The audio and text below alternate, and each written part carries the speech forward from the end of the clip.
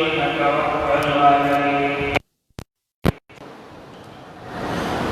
ونعوذ بالله من شرور أنفسنا ومن سيئات أعمالنا من يهده الله فلا مضل له ومن يضلله فلا هادي له ونشهد أن لا إله إلا الله وحده لا شريك له ونشهد أن سيدنا وسندنا وحبيبنا وشفيعنا ومولانا محمدا عبده ورسوله أرسله الله إلى كافة للناس بشيرا ونذيرا وداعيا إلى الله بإذنه وسراجا منيرا صلى الله تعالى على خير خلقه محمد وعلى آله وأصحابه أجمعين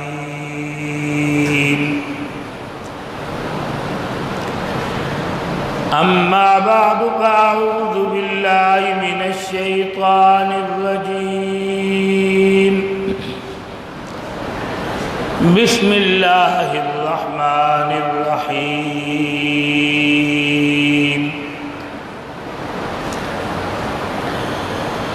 لقد من الله على المؤمنين إذ بعث فيهم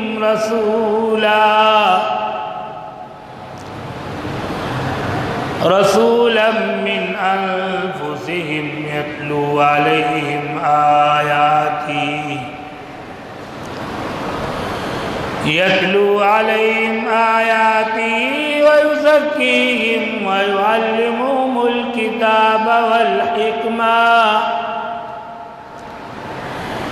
وإن كانوا من قبل لفي ضلال مبين كما قال الله تبارك وتعالى في مقام آخر يا أيها الإنسان ما غرك بربك الكريم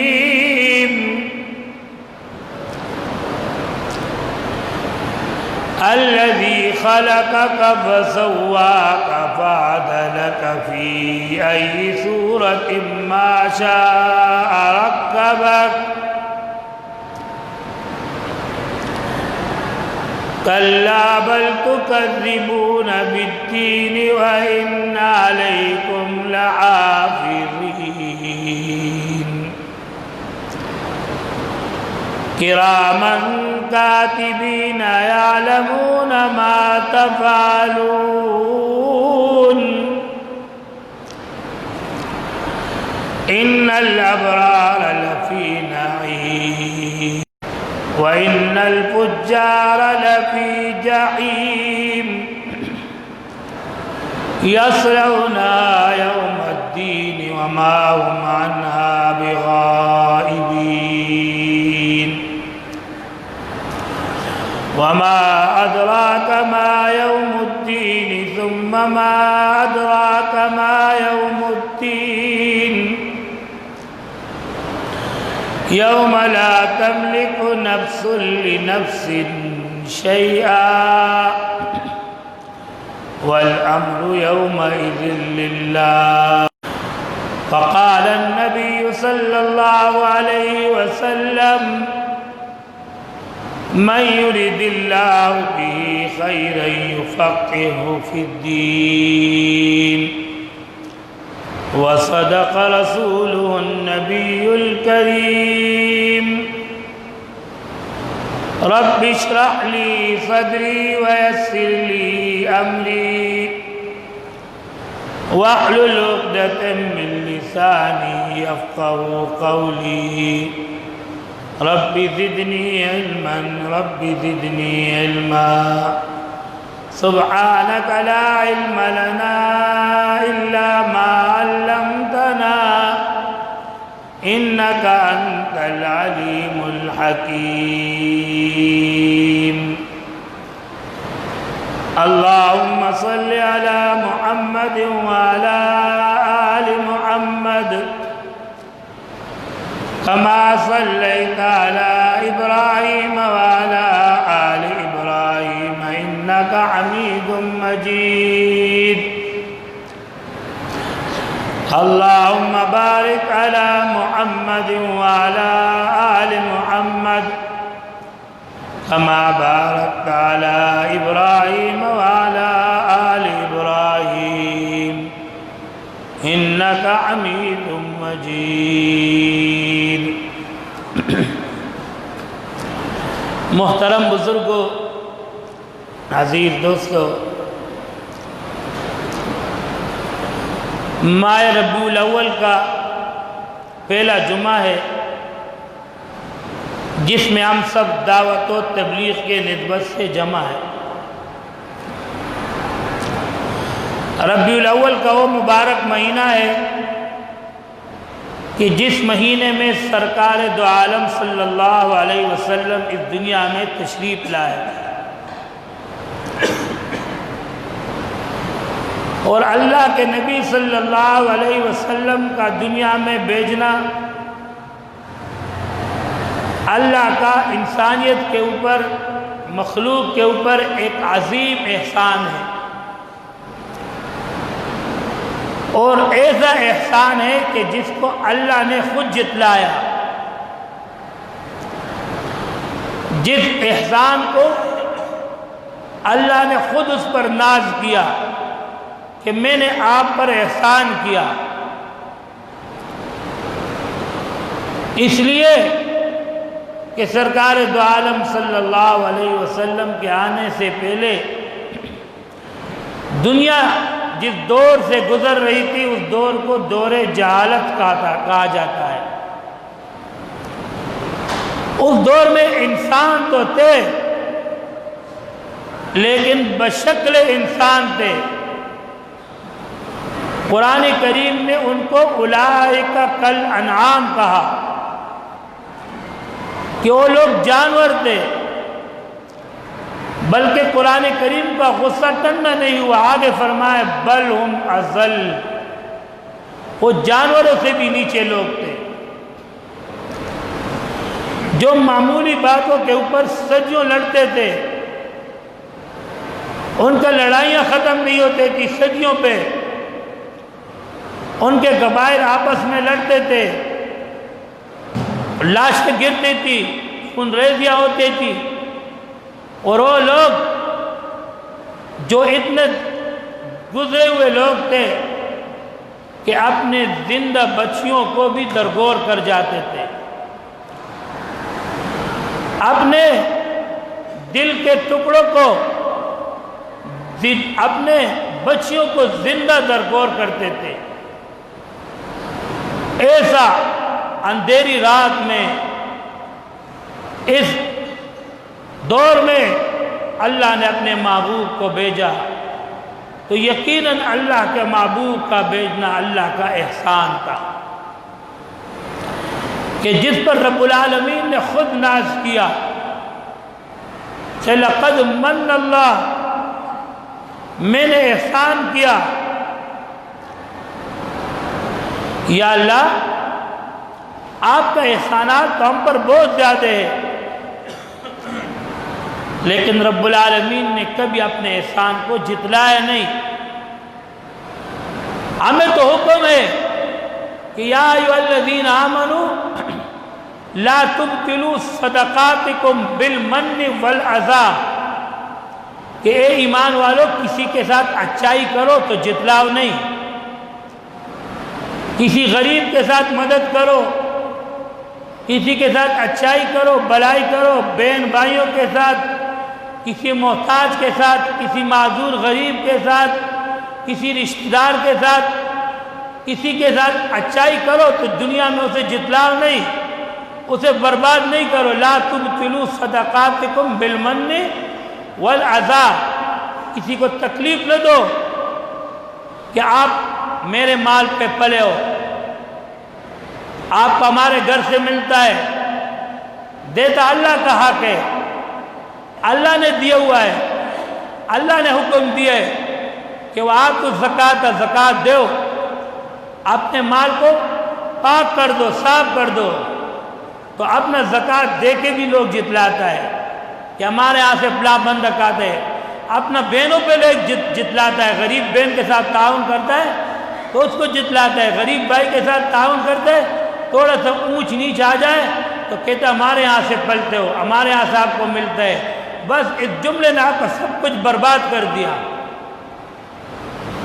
تو فرمائے لا تبطلوا صدقاتکم بالمن والعذا، اپنے اچھائیوں کو اللہ پہ چھوڑ دو، اپنا اچھائیوں کو، اور کہتے ہیں نا نیکی کر سمندر میں ڈال، بس دریا میں ڈال۔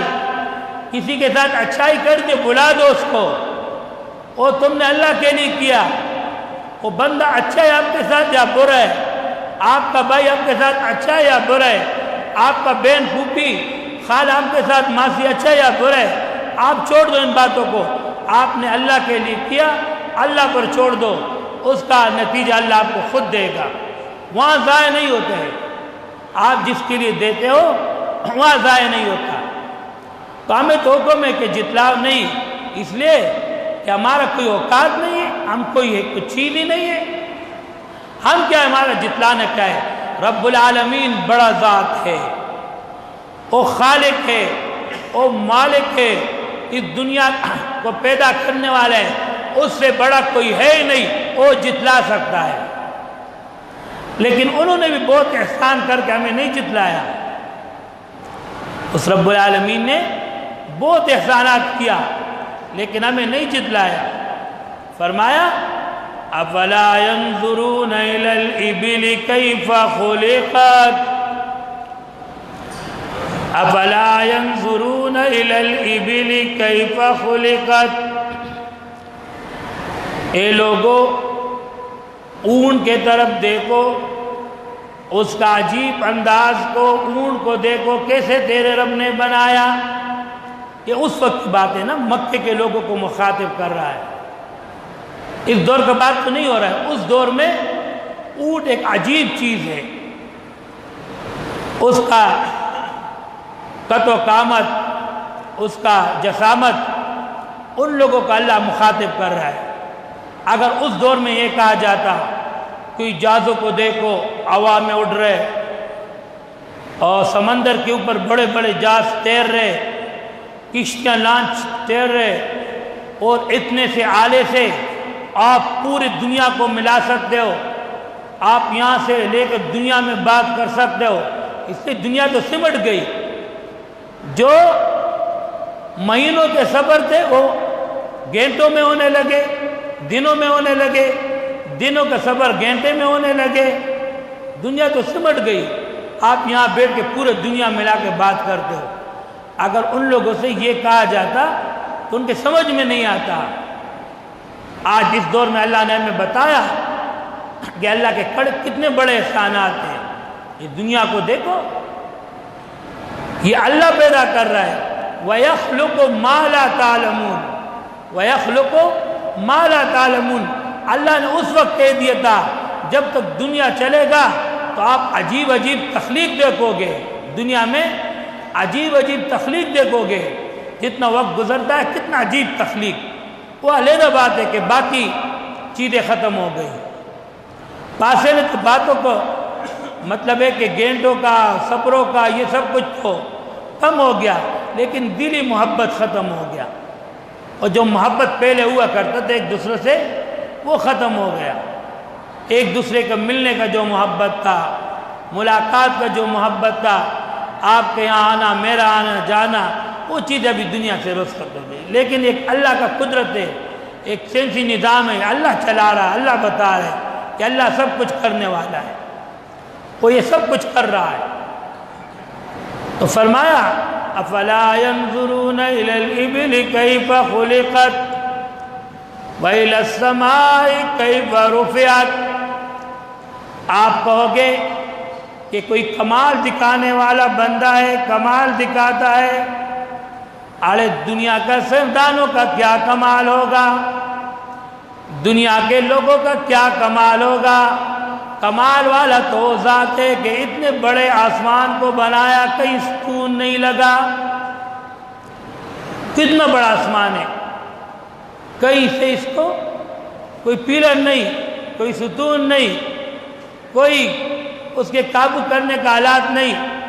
اور جس انداز سے اللہ نے بنایا، ما تری فی خلق الرحمن من تفاوت، رب نے فرمایا آپ اس آسمان کی طرف دیکھ دیکھ کے تک جاؤ گے، لیکن اس آسمان میں نقص نہیں نکال سکتے ہو۔ وَإِلَى الْجِبَالِ كَيْفَ نُصِبَتْ، رب العالمین نے اس پہاڑوں کو دیکھو، اس زمین کی مضبوطی کے لیے اس کو میخ بنا دیے، کیل بنا دیے، اس پہ ٹھوک دیے۔ یہ اللہ نے کیا، ہمارے لیے کیا۔ رب العالمین نے اس زمین کو ایک بچھونا بنا دیا جس پہ آپ چل بھی سکتے ہو، آپ لیٹ بھی سکتے ہو، آپ آرام بھی کر سکتے ہو۔ اس نے ایسے متوازن طریقہ بنا دیا۔ تو یہ اللہ کے احسانات ہے۔ اللہ دعوت فکر دیتا ہے کہ آپ کو صرف دعوت فکر ہے، جتلانا نہیں ہے۔ یہ پورے کائنات کو دیکھو کہ میں نے آپ کے لیے کائنات کیسا بنایا۔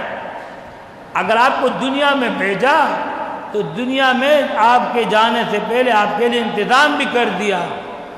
أَلَمْ نَجْعَلِ الْأَرْضَ مِهَادًا وَالْجِبَالَ أَوْتَادًا وَخَلَقْنَاكُمْ أَزْوَاجًا وَجَعَلْنَا نَوْمَكُمْ سُبَاتًا وَجَعَلْنَا اللَّيْلَ لِبَاسًا وَجَعَلْنَا النَّهَارَ مَعَاشًا۔ یہ اللہ کے احسانات ہے کہ اللہ نے کام کے لیے دن بخشے اور رات آراموں کے لیے آپ کو دیے۔ اللہ نے سکون کے لیے آپ کو جو ہے زندگی گزارنے کے طریقے ڈھنگ دیے، بتائے۔ یہ اللہ نے ایک احسان کیا آپ کے اوپر۔ اللہ نے دنیا میں ایک تخلیق بنا دیا۔ ان فی خلق السماوات والارض، اس زمین اور آسمان کا تخلیق کو دیکھو کہ اللہ نے زمین اور آسمان کو پیدا کیا۔ واختلاف اللیل والنہار، راتوں کا جانا پھر دن کا آنا، پھر دن کا جانا راتوں کا آنا، ایک طریقے سے بھی نہیں کہ دن ہے تو دن ہے، رات ہے تو رات ہے۔ اللہ نے ایک نظام بنا دیا کہ دن آتا ہے، پھر اس کے پیچھے رات ہوتی ہے، پھر رات کے پیچھے دن۔ أَرَأَيْتُمْ إِنْ جَعَلَ اللَّهُ عَلَيْكُمُ اللَّيْلَ سَرْمَدًا إِلَى يَوْمِ الْقِيَامَةِ مَنْ إِلَٰهٌ غَيْرُ اللَّهِ۔ رب العالمین فرماتے ہیں اگر اس رات کو میں روکے رکھوں، اس رات کو روکے رکھوں، رات ہی رات ہو، دن نہ آئے، تو آپ کے ساتھ کوئی ایسا ڈاکٹر، ایسا سائنسدان، ایسا انجینئر، ایسا کوئی آپ کے ساتھ ہے جو پھر رات کو دن کر کے دکھا دے؟ ایسا کوئی لا سکتے ہو؟ من الہ غیر اللہ، اللہ کے بغیر ایسا کوئی ہے کہ پھر آپ کے اوپر رات کو دن کر دے؟ اور زمانوں سے اللہ اس نظام کو چلا رہا۔ أَرَأَيْتُمْ إِنْ جَعَلَ اللَّهُ عَلَيْكُمُ النَّهَارَ سَرْمَدًا إِلَى يَوْمِ الْقِيَامَةِ مَنْ إِلَٰهٌ غَيْرُ اللَّهِ۔ اگر اس دن کو اللہ روکے رکھے کہ دن ہی دن ہو، رات نہ آئے، تو کتنا بے سکونی ہوگا، کتنا بے اطمینانی ہوگا، کتنا تکلیف ہوگا کہ دن ہے دن رہے، سارا دن نہیں گزرے۔ اللہ اس نظام کو رکا دے، اور رکا سکتا ہے، اس کا کن کا امر ہے، کن کن۔ وہ کہ ہو جائے تو کام ہو جاتا ہے۔ اللہ کے یہاں بنانا نہیں، اللہ کا صرف آرڈر دینے، حکم کرنے، کن تو پھر فیکون، وہ کام ہو جاتا ہے۔ اگر رب العالمین اس دن کو روکے رات نہ لائے، من الہ غیر اللہ، تو آپ کے ساتھ ایسا کوئی طریقہ ہے کہ آپ دن کے رات پہ بدلو؟ یہ سب کچھ اللہ کر رہا ہے، یہ اللہ کا نظام ہے۔ اللہ دعوت فکر دے رہے قرآن کریم میں، اس نظام کو دیکھو کیسے میں چلا رہا ہوں اس نظام کو، اور کتنا کمال والا ذات ہوں، کتنا کمال والا ذات ہوں۔ وَإِنَّ لَكُمْ فِي الْأَنْعَامِ لَعِبْرَةً نُسْقِيكُم مِّمَّا فِي بُطُونِهِ مِن بَيْنِ فَرْثٍ وَدَمٍ لَبَنًا خَالِصًا سَائِغًا لِلشَّارِبِينَ۔ رب العالمین نے فرمایا اگر کسی لائبریری میں نہیں جا سکتے ہو، اتنا وقت آپ کے ساتھ نہیں ہے نا، تو کتابوں کا مطالعہ کر لو۔ آپ کے ساتھ اتنا وقت نہیں ہے کہ کسی کے سامنے بیٹھ جاؤ، کوئی دین کا بات سن لو۔ وقت تو بہت سارے لیکن فضولیات میں ضائع ہوتا ہے، یہ نہیں کہ وقت نہیں ہے، لوگوں کے ساتھ اخبار کے لیے وقت ہے، پورا دن کیا رات بھی موبائلوں کے لیے وقت ہے، پورا دن چل جاتا ہے، رات بھی چل جاتا ہے، آرام کو بھی اپنے لوگ بے سکون کر لیتے ہیں۔ اللہ کے بندے، رات تو اللہ نے آرام کے لیے دیا، اس میں آرام کرو تاکہ دن میں اپنا کام صحیح کرو۔ قرآن پڑھنے والا ہو تو قرآن کا تعلیم صحیح کرو، علم سیکھنے والا ہو تو علم صحیح کرو، کسی کام ملازم ہو تو وہاں ملازمت صحیح کرو۔ اب جب رات کو اس کے ساتھ لگا رہو گے، صبح کہیں جاؤ گے تو وہاں کام بھی نہیں کرو گے، جھوٹے کھاؤ گے۔ جو وہاں کا بڑا ہوگا آپ کو ایکشن لے گا کہ بھئی یہاں سونے کے لیے آئے ہو کہ کام کے لیے آئے ہو، اور ایسے ہی ہوتا ہے۔ تعلیم کے لیے بیٹھو گے، استاد آپ کو سمجھائے گا، قرآن کے سبق پر، علم پر کچھ سمجھ نہیں آئے گا، اس لیے وہاں رات بے آرامی میں گزرے نا، ایسا حالات آئے۔ کفر تو اپنا محنت کر رہا ہے، مسلمان نے اپنا محنت چھوڑ دیا، کفر تو اپنا محنت کر رہا ہے، جتنا ان سے ہو سکتے مسلمان کو اپنے دین سے دور کر رہا ہے، اور دور ہو بھی گیا مسلمان۔ ابھی مسلمان اپنے دین کے اوپر نہیں آتا، اس لیے تو کبھی علماء کو نشانہ بنا رہے ہیں، بڑے بڑے علم کے پہاڑوں کو، جبالوں کو مار رہے ہیں، کبھی نبی علیہ السلام کے شان میں گستاخی کر رہے ہیں، کبھی اٹھ کے صحابہ کرام کے بارے میں بدزبانی کر رہے ہیں۔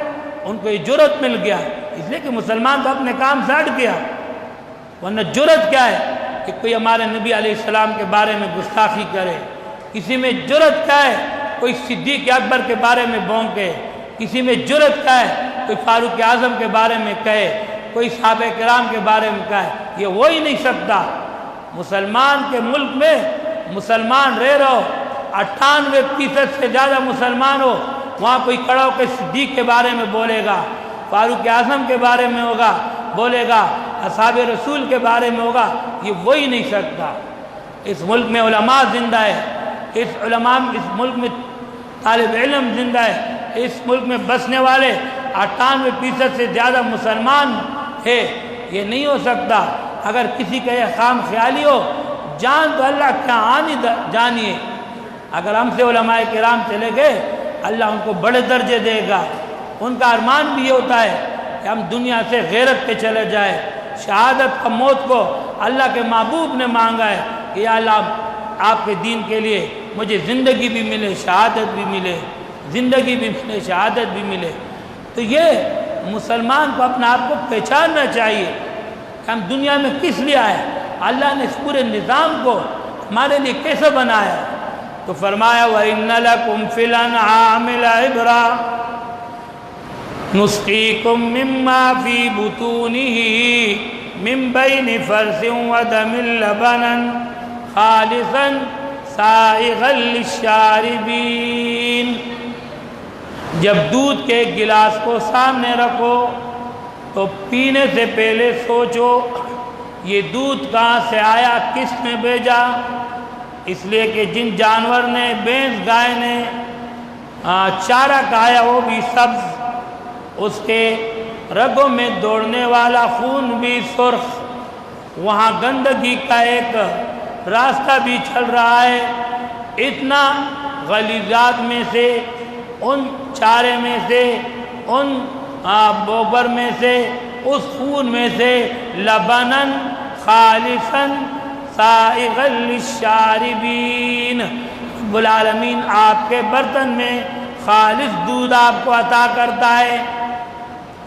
اللہ آپ کو جو دودھ دیتا ہے ایسا نعمت ہے نا، جو نعمت کہو تو کہو کہ اللہم بارک لنا، جو نعمت کہو، کھانا کھاؤ، کوئی چیز کھاؤ تو اللہم بارک لنا، یا اللہ اللہم بارک لنا فی، یا اللہ اس کو، اس میں برکت دے دو، اسی کھانے میں ہمیں برکت دے دو۔ اور ایک دودھ ہے جو اس کو پیو تو ساتھ میں کہو وزدنا من، یا اللہ اس نعمت کو اور بڑھا دو، دودھ ایسا نعمت ہے۔ باقی چیزیں کھاؤ تو کہو کہ اللہ اللہم بارک لنا، یا اللہ اس میں برکت ڈلا کرو۔ اور جب دودھ پی لو تو صرف پیو نہیں، ساتھ میں کہو وزدنا من، یا اللہ اس نعمت کو اور بڑھا دو۔ اس لیے کہ ایسا نعمت ہے کہ ہر کوئی استعمال کر سکتا ہے، ضعیف ہو، بیمار ہو، جوان ہو، جو بھی ہو۔ تو رب العالمین نے فرمایا کہ آپ کے برتن میں آنے والے دودھ میں خون کا سرخی بھی نہیں ہوتا، بوبر بھی نہیں ہوتا، خالص دودھ آپ عطا کرتا ہوں۔ وہ علیحدہ بات ہے کہ پھر دنیا میں آ کے، دنیا میں تو ہر قسم کے لوگ رہتے ہیں نا، وہ پھر اس میں ملاوٹ کرتے جاتے، پانی کو جو ہے دودھ کے ریٹوں پہ بیچو، پھر پاؤڈریں ڈالو، پھر جو کچھ کرو، آپ کو مرضی ہے۔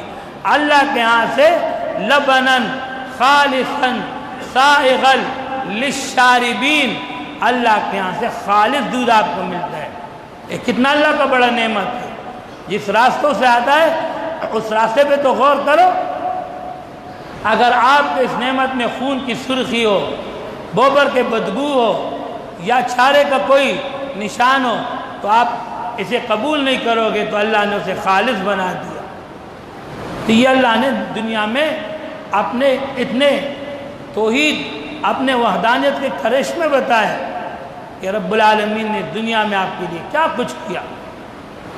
تجری فی البحر بما ينفع الناس وما انزل اللہ من السماء من ماء فاحیا بالارض بعد موتها۔ پھر رب العالمین نے بارش کے ذریعے سے آپ کے مردے زمینوں کو جو ہے آباد کیا۔ جب بارش برستا ہے تو سبز اگل جاتا ہے، پھول بکھر جاتا ہے، یہ زمین جو بنجر ہوتی ہے وہ زمین آباد ہو جاتی ہے، اللہ اس کو آباد کر دیتا ہے۔ رب العالمین نے فرمایا وما ينفع الناس بما ينفع الناس وما انزل الله من السماء من ماء فاحیا بالارض بعد موتها وبث فيها من كل دابة۔ دنیا میں دیکھو قسم قسم کے جانور آپ کو نظر آئیں گے، کوئی آپ کو اپنا گوشت مہیا کریں گے، اللہ کے طرف سے حلال ہوگا۔ اگر کوئی جانور عام جانور ہوگا، اس کا گوشت نہیں ہوگا تو آپ کا بوجھ اٹھائے گا، آپ کو فائدہ دے گا۔ وَتَصْرِيفِ الرِّيَاحِ وَالسَّحَابِ الْمُسَخَّرِ بَيْنَ السَّمَاءِ وَالْأَرْضِ۔ رب العالمین یہ دنیا کے اندر یہ نظام چلا رہے، ہوائیں چلا رہے، کبھی سرد کبھی گرم، ایک اللہ کا نظام ہے۔ کبھی سردیاں کبھی گرمیاں، کبھی دن چھوٹے کبھی رات بڑے، کبھی رات بڑے کبھی دن چھوٹے۔ یہ کون کر سکتا ہے؟ یہ ایک خالق کر سکتا ہے، ایک رب العالمین کر سکتا ہے، یہ اسی کا کرشمہ ہے۔ اور رب العالمین اس کے لیے اس میں لآیات لأولی الالباب، رب العالمین نے فرمایا اس میں عقل والوں کے لیے عبرت ہے۔ لآیات لأولی الالباب، جو عقل اور شعور رکھتے ہیں، صرف کھاتی پیتی دنیا کا بادشاہ نہ ہو، صرف کھانے پینے کا چیمپئن نہ ہو کہ کھانے پینے والوں باقی اس کو کوئی پتہ نہیں ہے۔ جب عقل اور شعور رکھتے لآیات لأولی الالباب، وہ عقل والے ان چیزوں پہ غور کرتے ہیں، اس دنیا کو پرکھ کے دیکھتا ہے۔ اور پھر صرف یہ نہیں، یہ جو ہے آیات لأولی الالباب کون لوگ ہیں؟ رب العالمین نے ان کی نشانی بتائی کہ عقل رکھنے والے کون ہوں گے۔ ہمارے عقل والا مال والا ہوگا تو بڑا عقل مند ہوگا، کسی بڑے عہدے پر فائز ہوگا تو عقل والا ہوگا، لیکن رب العالمین نے فرمایا عقل والے کون لوگ ہیں؟ اگر وہ عہدے والا ہوگا تو پھر بھی عقل والا ہے، اگر اس کو اللہ نے حلال رزق مال دیا ہوگا وہ بھی پھر عقل والا ہے۔ عقل والا کون ہے؟ الذین یذکرون اللہ، الذین یذکرون اللہ قیاما وقعودا وعلی جنوبہم، جو چلتے پھرتے اللہ کا ذکر کرتا ہے، قیاما کھڑے ہو کے، قعودا بیٹھ کے، وعلی جنوبہم جب بستروں پہ لیٹتا ہے پھر بھی اپنے اللہ کو نہیں بھولتا، وَيَتَفَكَّرُونَ فِي خَلْقِ السَّمَاوَاتِ وَالْأَرْضِ رَبَّنَا مَا خَلَقْتَ هَذَا بَاطِلًا سُبْحَانَكَ، دنیا پہ غور کرتا ہے، فکر کرتا ہے، ہر وقت اللہ اللہ کرتا ہے، اللہ ذہن میں رہتا ہے۔ مسلمان کا یہ خاصہ ہے کہ مسلمان قدم قدم پہ اپنے رب کو نہیں بھولے گا، مال کی فراوانی ہو پھر بھی اللہ کو نہیں بھولے گا، اگر غریبی آ جائے پھر بھی اللہ کو نہیں بھولے گا، گلے شکوے نہیں کرے گا، ہر وقت اللہ سے خوش رہے گا۔ اگر مال ہو، مال بھی اللہ کا امتحان ہے، کسی کے پاس مال زیادہ ہونا یہ بھی اللہ کا امتحان ہے۔ اللہ دیکھتا ہے کہ یہ بندہ مال میں کیا کرتا ہے، یہ بندہ مال میں کیا کرتا ہے۔ اللہ نے سلیمان علیہ السلام جیسے پیغمبر کو حکومت عطا کیا تھا، اللہ نے ان کو چرند پرندوں پر بھی حکومت دیا تھا، لیکن اس حکومت میں انہوں نے اللہ کو راضی کر کے دکھایا، اپنے رب کو راضی کر کے دکھایا۔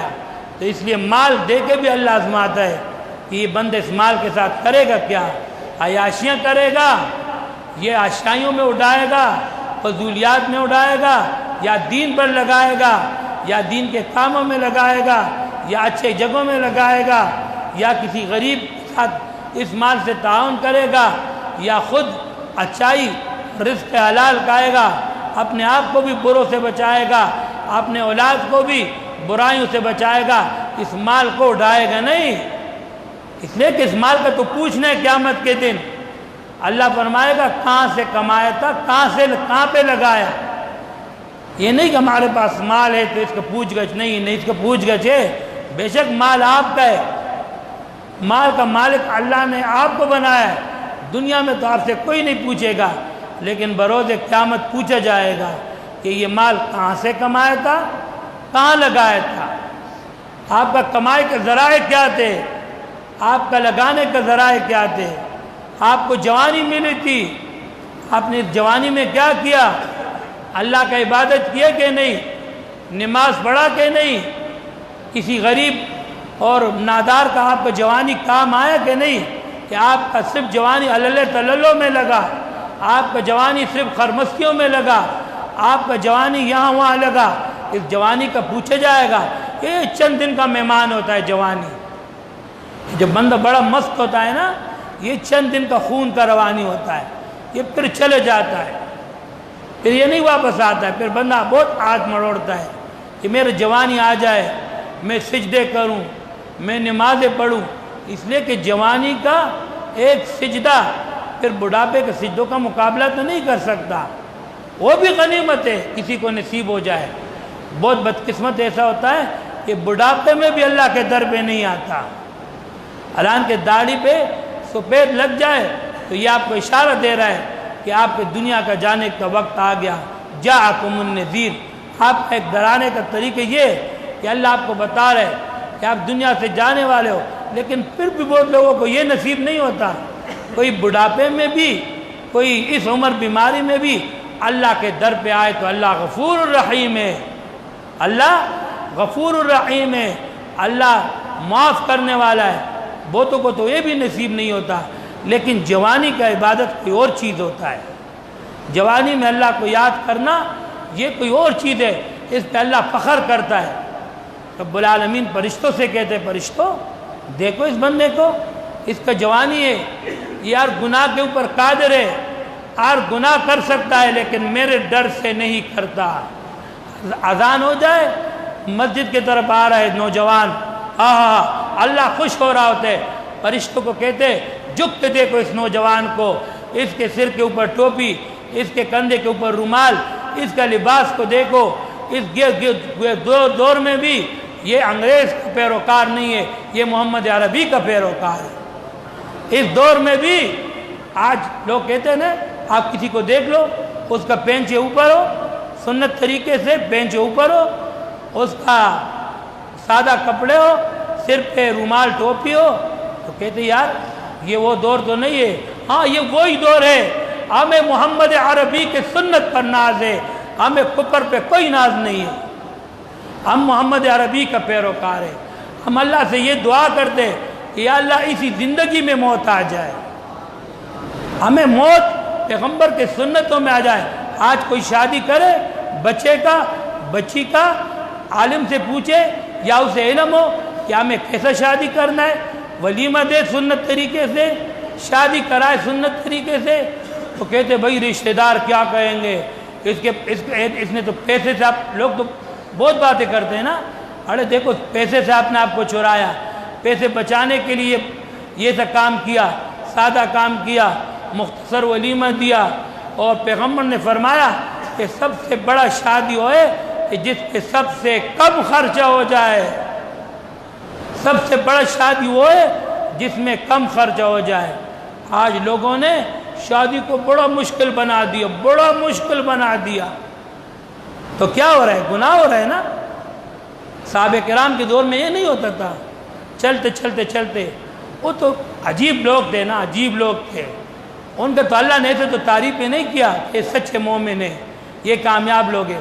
چلتے چلتے دیندار لوگ جو ہوتے تھے ایک دوسرے کو پہچانتے تھے، ہاں بھائی آپ کی بچی بڑے ہو گئی، میرا بچہ بڑا ہو گیا، ہاں یار آؤ اللہ کے محبوب کے سامنے جاتے، پھر ابو بکر صدیق کے دور میں اس کے بعد جاتے، نکاح پڑھوا لیتے، جو مہر مناسب ہوتا اس کو رکھ لیتے، بس شادی ہو گئی، شادی ہو گئی، گناہ سے بچی بھی بچ گئی، گناہ سے بچہ بھی بچ گیا، ان کا گھر بھی آباد ہوگا، رزق دینے والا اللہ ہے۔ یہ لوگ کہتے ہیں نا یار ابھی میرا بیٹا ٹانگوں پہ نہیں کھڑے، کون سے ٹانگوں پہ کھڑا کرو گے؟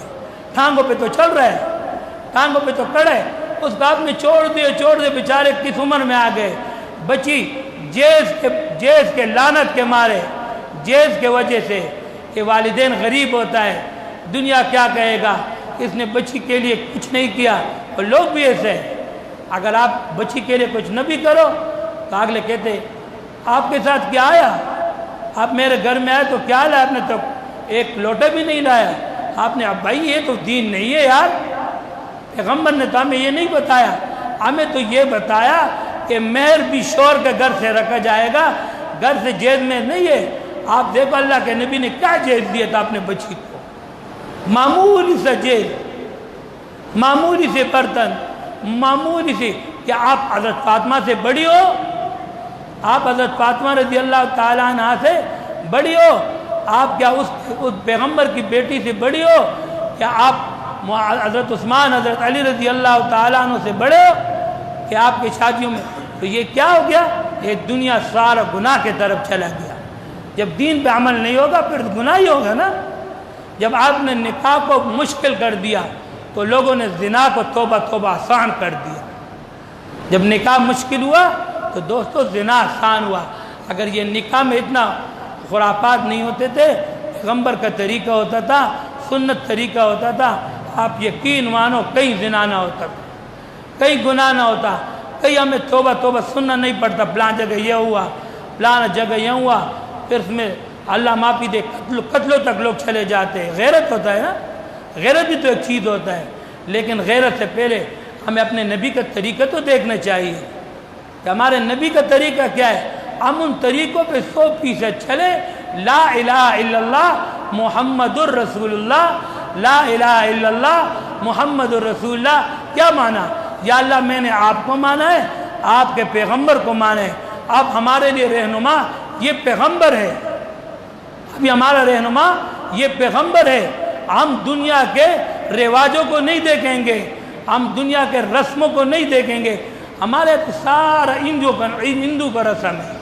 اس لیے انڈیا اور پاکستان ایک ساتھ رہ چکا تھا نا، پھر اس ملک میں ایمان والوں نے، مسلمانوں نے نعرہ لگایا کہ ہمیں ایک علیحدہ ملک چاہیے، اگر کہ آج تک وہ کام نہیں ہوا، جس کے لیے لاکھوں لوگوں نے قربانیاں دیا تھا، خون کی ندیاں بہایا، خون کی ندیاں، یہ آزادی اسے تو نہیں ملی تھی، اس کے لیے خون بہے تھے، اس کے لیے عزتیں لوٹ گئی تھی، اس لیے کہ اس ملک کا مطلب کیا؟ لا الہ الا اللہ۔ اس ملک کا مطلب کیا؟ لا الہ الا اللہ۔ یہاں ایک توحید ہوگا، ایک اللہ کا عبادت ہوگا، ایک اللہ کے یہاں سجدے ہوگا، ایک اللہ خالق ہوگا، ایک اللہ سے مانگا جائے گا، وہ داتا ہوگا، اس کی طرف سے رزق ہمیں ملے گا، وہ ہمارا مشکل کشا ہو گیا۔ وہ نہیں ہوا اس ملک میں۔ اس ملک میں شرک اور بدعت، سنت محمد الرسول اللہ کہ ہم اپنے طریقہ اس ملک میں سنت طریقے سے گزاریں گے، تو سنت نہیں، سنت کے بعد ہر کسی نے بدعت کو اپنا دیا، رسم رواج، شادیوں میں رسم رواج، غموں میں بھی رسم رواج۔ غریب بہت ہو جائے، یقین مانو اس کا جو ہے جینا مشکل ہو جائے، بھئی یہ کیا ہو رہا ہے، یہ جمعرات ہو رہا ہے، اس بیچارے کو وس ہے کہ نہیں کہ لیکن آپ کو کھلائے گا، آپ کے لیے دے کے لائے گا، یہ 40واں ہو رہا ہے۔ صاف بات کرنا چاہیے، چھپ چھپائے بات نہیں کرنا چاہیے۔ دین کے اندر یہ چیزیں نہیں ہیں، دین میں نہیں ہے۔ آپ کا میت ہو گیا، آپ اللہ کے گھر میں تعاون کر دو، ایک پنکھا لگا کے دو، آپ اب جو ہے میت قبر میں پڑا ہوگا، نمازیوں کو ایک پنکھا چلے گا، ثواب ملے گا۔ لیکن لوگ وہاں بولے گا ہم نے کچھ کہا نہیں نا، ہمارے پیٹوں کو کچھ ملے نہیں، تو نہ آپ کچھ بھی نہیں کرو، چھپ کے کچھ دے دو، اور کوئی کہے گا اس نے والد کے پیچھے کچھ نہیں کیا، ارے آپ کو کیا پتہ اس نے کیا کہ نہیں کیا؟ آپ کا پیٹ بھرنا ضروری ہے۔ اللہ کے گھر میں دو، یہاں قالین بچھاؤ، مسجدوں میں، مدارس میں تعاون کرو، بچوں کے ڈیسک سے بناؤ، قرآن مجید لے، غریب کو چھپ کے پیسے دو۔ آپ کا ایک دیکھ پہ 4-5 ہزار روپے لگے گا۔ آپ یقین مانو، ایک غریب کے آپ نے 5 ہزار روپے ہاتھ میں رکھ دیا، اس کا مہینہ گزر جائے گا۔ اس مہنگائی کے دور میں آپ کچھ پوچھو کیا لے، چینی کیا بھاؤ ہے، اس ملک کا کیا حال بن گیا؟ جو تبدیلی کے نعرے لگا رہے تھے انہوں نے اس ملک کا کیا شر کر دیا؟ لوگ بیچارے مجبور ہو گئے،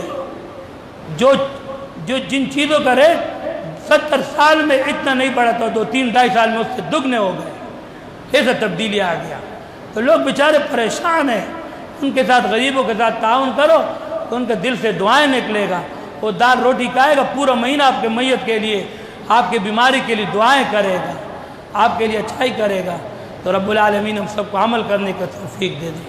میں کچھ موضوع چلا رہا تھا، لیکن ربیع الاول کا مہینہ ہے، وہ موضوع انشاءاللہ ہمارا قاری صاحب چلائیں گے۔